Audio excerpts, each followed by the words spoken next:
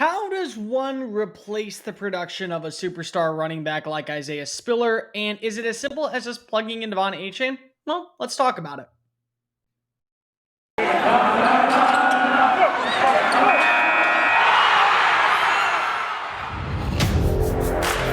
You are Locked On Aggies, your daily podcast on the Texas A&M Aggies. Part of the Locked On Podcast Network, your team every day.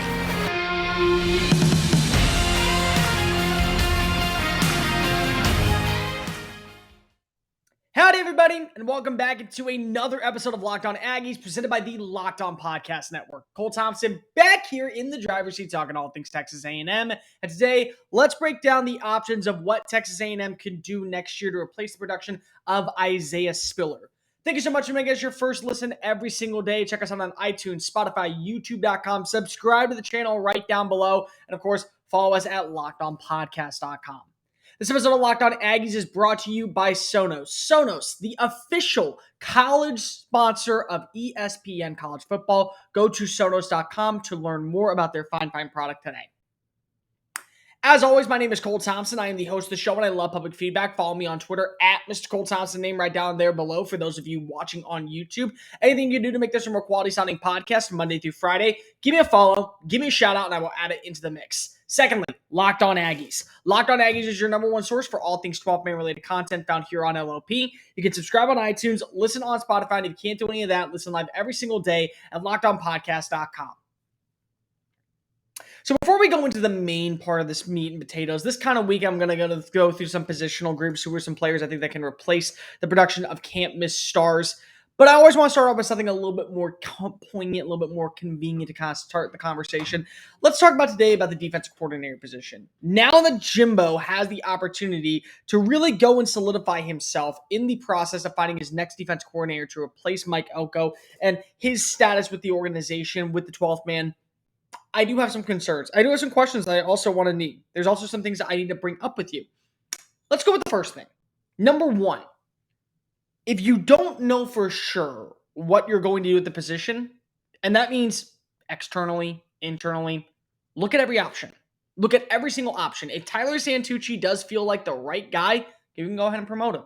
If it's TJ Rushing, go ahead and promote him. If you want to do something where it is Elijah Robinson or it is something along the lines of maybe a two co-defense coordinator kind of thing, something that Billy Napier is doing at Florida, something that you're starting to see a little bit more poignant around around the college football realm.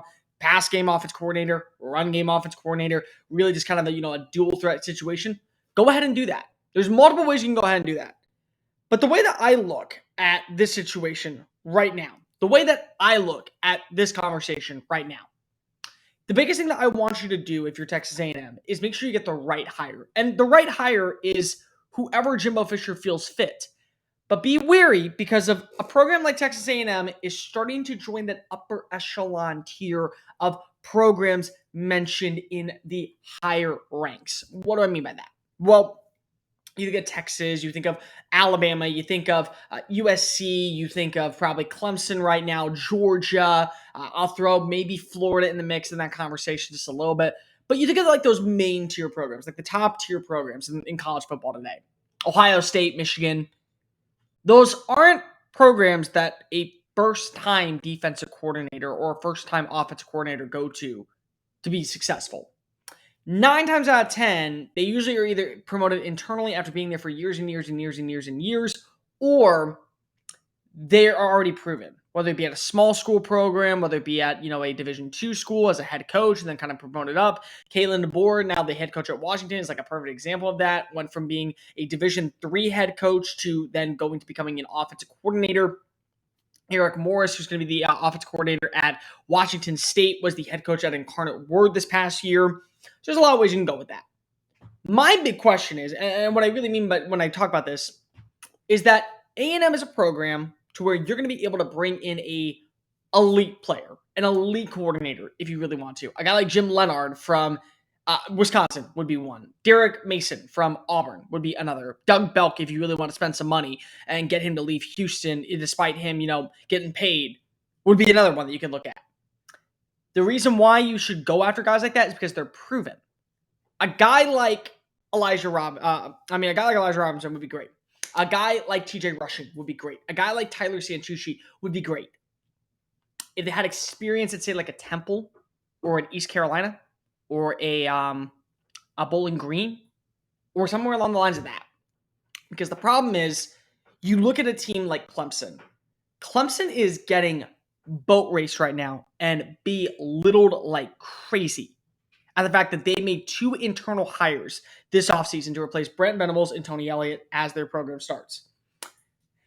And the reason that's a big deal is because if Clemson in the ACC has been a dynasty, they have absolutely been able to control every little bit of their aspect. They've been able to basically pinpoint where they want to go. And on top of all that, they've been able to demand excellence for years, probably because of the level of competition just hasn't been there. But when you lose Tony Elliott to Virginia and you lose Brent Venables to Oklahoma, what that leads to is now an internal conflict of, do I go get a high-end guy who's been a head coach, maybe needs to have kind of that Alabama Nick Saban type feel with a rehabilitation program? Do I go after somebody who has been proven, been around the block for a little bit? If you go that pathway, then at least you know that they have the experience of not just recruiting, but they also have the experience of calling games, not just looking at position players. There is a difference, a major difference, like one that is absolutely a huge deal for A&M. Clemson is getting boat raced because they made 2 internal hires. A&M, if they do that and then they regress, well, not only do you ruin like the legacy of what happens with TJ Rushing or Tyler Santucci or one of the other guys, you also potentially fire them, and they're great at recruiting, and they go to another program and they recruit. Where if you go get a proven defensive coordinator, you keep your guys, at least for another year or so, then they leave, but you have somebody in there who probably already is an elite recruiter as his own aspect. Getting somebody to replace Mike Elko is a much bigger task I think people are actually giving credit for. Because if you're getting somebody who needs to know how to recruit, but also knows how to command excellence from a defense. And what I mean by that is, look at the stops that Mike Elko went on before coming to Texas A&M. He was defense coordinator at Bowling Green. He was the defense coordinator at Wake Forest. And then he was the defense coordinator at Notre Dame under Brian Kelly. He had 3 different stops and 3 different experiences of how to call a defense before mastering and honing in his craft and bringing it into Texas A&M. There is a difference. There is a massive difference when it comes to that. Because the last thing that you want to do is have somebody be an internal hire because the players like him, the players respect him, the players think that he's great, and then your defense takes a hit because they don't know how to call plays. Your defense takes a hit because they don't know how to get proper formations lined up. And you lose not only your recruiter because you got to fire him, but you also have to go right back to the process of getting the right coordinator in the building. The bottom line is that it's not as easy as just a simple, oh, we're going to promote this guy because we think he's ready kind of hire. It's we're in the SEC and we got to play Alabama next year. Who's going to be the guy that's going to be able to help us make a lot of plays? And if it's somebody on staff, by all means, go for it. If it's not, you can't allow the fear of watching a guy leave to join another staff because of a new hire comes in or something like that in the future, just because of you want to keep them around for recruiting purposes. You can't do that. And that's exactly what I think happened with a guy like Dabo Swinney at Clemson. That's what I think happened with maybe someone like Billy Napier, who brings in his defense coordinator from Louisiana Lafayette. Maybe you didn't go for swing big enough because of you wanted to play the let's keep it close to home thing. And that's fine, and that works for only a certain number of periods. After a while, it just doesn't. After a while, it actually just absolutely goes to complete crap. And that's why you look at a guy like a Manny Diaz type hire, who was a head coach and is proven as a defense coordinator. He makes a lot of sense for Penn State because if they need to go replace their defense coordinator who became the head coach of Virginia Tech, you have to go address that position right away. And you have to go figure that out as soon as possible. Locked On Aggies, presented by the Locked On Podcast Network. Thank you so much for making us your first listen every single day, your team every day. Thank you for make sure that you check out the Ultimate College Playoff Preview 2021, local experts, betting advice, draft analysis, and much, much more. The most comprehensive college football playoff preview begins live right now. So let's talk about the running back position. Replacing a player like Isaiah Spiller, one of the best running backs who has ever entered Texas A&M's facilities, is a tough ask. This is a guy who was a 2-time 1,000-yard rusher. This was a 3-time 1,000 total yard player, entering from Klein Collins as in 2019 and immediately making an impact. You got to remember that when that team started with Cordarian Richardson and Jacob Caboti and Jayshon Corbin got hurt in the second game of the season, so he was out. Richardson had a lot of ups and downs. Eventually, just was no longer a part of the program. Caboti, kind of same thing. They really relied heavily on Isaiah Spiller to take a bulk of the carries, and he was the guy, and he really stepped up over the last 2 years. And then last year, he finally got a little bit of help with Devon Achane, and then this past year, he got a little bit more help with Amari Daniels and LJ Johnson. So what is the main thing you do? Well, let's just start with the first thing that you could look at. Number one is just simply replace the production of what you saw from the likes of Spiller with the likes of Achane.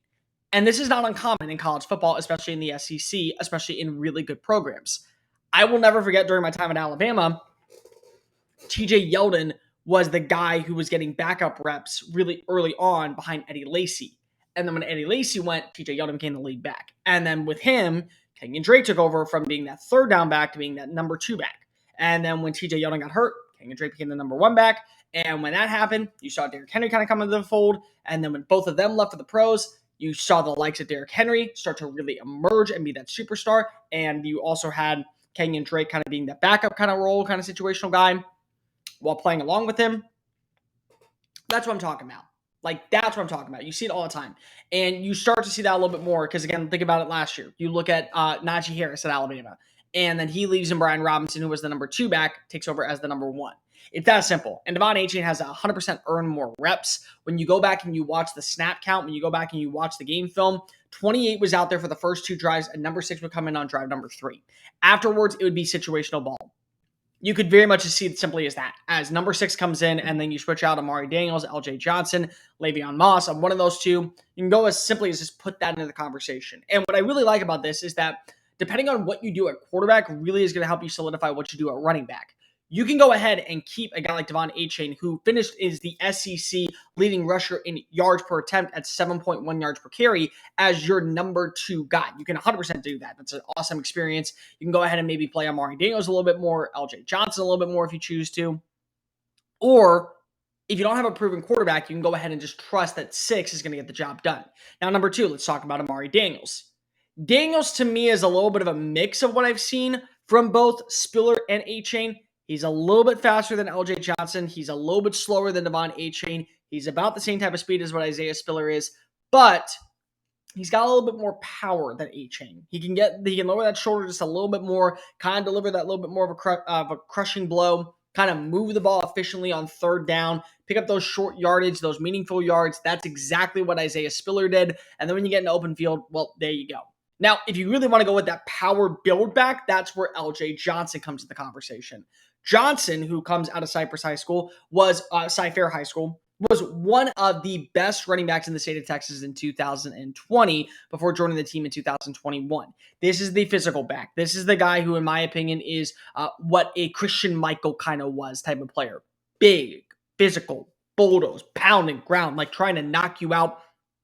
Not like a boxer. He's going to go ahead and put his guard up, and then as soon as he gets a second, delivers that crushing blow. Left hook, right hook. It's that fast. It moves that quickly. Like, he delivers those type of punches that you watch and you're like, oh God, how am I going to be able to defend this kind of guy? That's the type of player that LJ Johnson is. And you kind of saw that a little bit in later games, especially South Carolina against Prairie View A&M. I think you also saw it a little bit against, not Ole Miss. Who am I thinking of? Missouri. You kind of saw it there. I personally think that the best plan of action would be that kind of style. If I were to go ahead and say what I would do right now, I would 100% go with Devon Achane. I think Achane is the guy that you have to really look at. When Jimbo Fisher was kind of talking about what was going to happen with the bowl game when Isaiah Spiller opted out, it was they trusted that a guy like Achane could handle the carries. He could handle the pressure of 18 to 22 carries a game. And then in a similar capacity, you would have LJ and Amari take those 14 to 15 usual carries that you see from Achane, and they would split it up. One would get about 8, one would get about 6, one would get about, maybe one would get about 7, one would get about 9, something like that. They would figure out a way to do that and switch things up. But what's interesting is that I do think that the quarterback position matters most. If you're going with a younger guy, somebody who probably needs a little bit more of a ground and pound approach, get you set up on third and short, get you set up for the quick passes. Maybe it is Connor Wangman. Maybe you do go Haynes King. I feel like you got to go with a guy like with Achane, because Achane, people keep sleeping on his receiving ability out of the backfield. That to me is what makes him a little bit of a difference maker compared to the likes of, and again, no offense, I'm not blaming anybody. I'm just stating what I personally have seen. It shows a little bit of a difference between Amari Daniels and LJ Johnson, both of whom I think that you need to see a full offseason, a full spring, what they can do as pass catchers. That's the difference maker. And then in that same capacity, on that third drive, you put a number 4, you put a number 34, whatever numbers they wear next year. I'm just going up what we know this year. Put them in that conversation. Let them try and move the ball. Then you go ahead and play your best situational ball. That to me is like the best plan of action. But I will be very interested to see how both Amari Daniels and how LJ Johnson do this spring. I really think that they could be difference makers, and I really do think that if you go with a guy like Max Johnson, it doesn't really matter what you do at running back. He's a guy who's proven in the SEC, understands the cadences and understands, SEC defenses, turnstiles, and what to expect against a defensive line. Plus, a more healthy and veteran offensive line is going to be a huge difference maker for Texas A&M. They could have 4 starters up to, I include Aki in that conversation. So you put Aki in place of Kenyon Green. All you really got to do is replace Jameer Johnson, and there's a lot of talent at the tackle spot. Trey Zahn's one.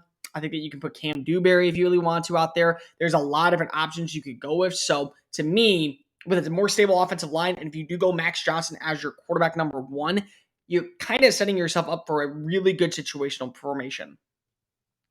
This episode of Locked On Aggies is brought to you by BetOnline.ag. It's a brand new year, and that means new bets are coming in right away. We have the college football playoff right around the corner, and the NFL playoffs are just on the horizon. So make sure you go to the one place we love and the one place we trust. That's BetOnline.ag.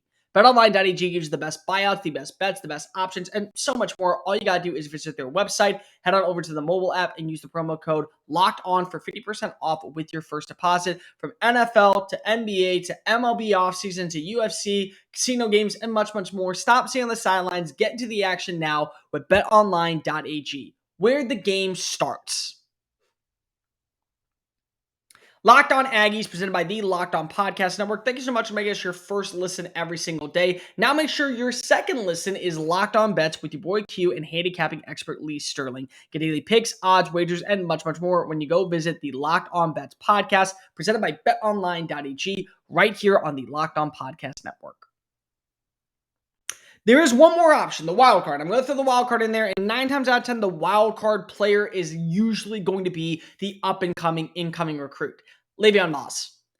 Le'Veon was the only running back that was added to this to this recruiting class. And the reason why Jimbo Fisher did that was they loved what they saw from him.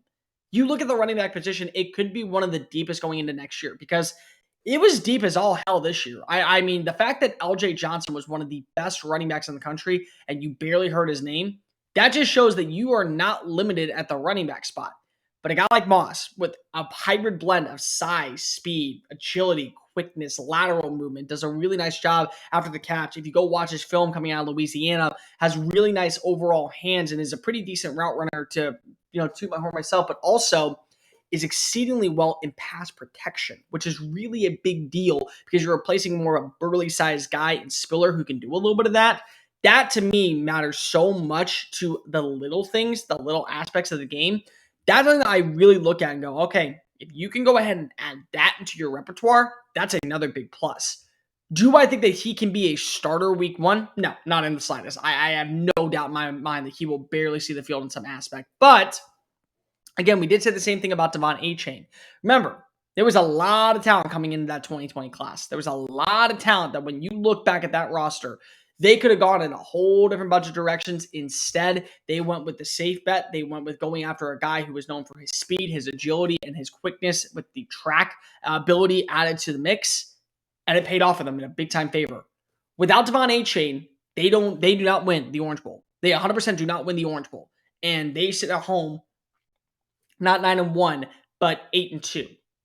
Who wants to talk about an 8-2 season? 9-1 at least gives you something presentable because of the loss comes to the national champion.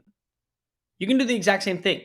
If Le'Veon Moss and his speed and his agility is exactly what pairs up with Devon Achane, or if Achane, say, gets hurt and you got to go with Amari Daniels and he's a better fit, that's what you got to do.